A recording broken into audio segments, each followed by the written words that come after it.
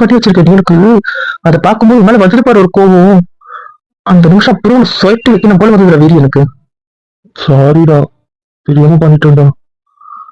எனக்கே கஷ்டமா தான் போச்சு அவ கட்டத்தை பார்த்ததுக்கு அப்புறம். ஆனா அவ என்கிட்டயே முழுப்புறாடா, அது இன்னமும் பாத்ரூம்ல விழுதுன்னு என்கிட்டயே சாதிக்கிறாடா. நான் அடிச்சதுக்கும் பாத்ரூம் விழுக்கிற வித்தியாசம் எனக்கு தெரியாது. பாத்ரூம்ல விழுந்துட்டு இன்னமும் சொல்றா என்கிட்ட.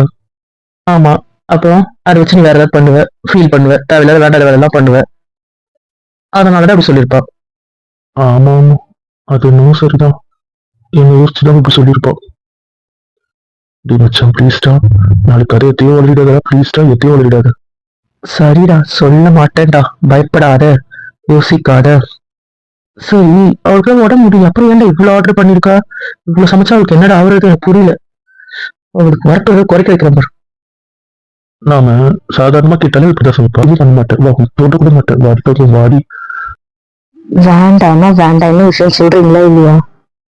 ப்ளீஸ் யாரு இப்படி பண்ற, ப்ளீஸ் வாடி, உட்காருது இல்லை செல்ல என் தங்கம்ல வேண்டாமா, வாமா வாமா. உட்காருதே இல்லையா? புரியல, ஏன் உட்கார மாட்டான்?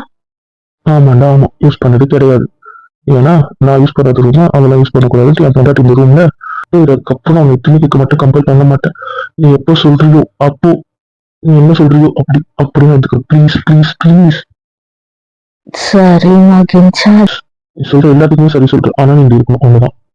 சரிடி தங்க, வாடி வந்து உட்காருடி, உட்கார்ந்ததுக்கு அப்புறம் என்ன என்ன சொல்றீங்க நான் கேட்கிறேன். தங்க ப்ளீஸ் கொஞ்சம் கிட்ட வாடி, அவர் தள்ளி இருக்காரு ப்ளீஸ்.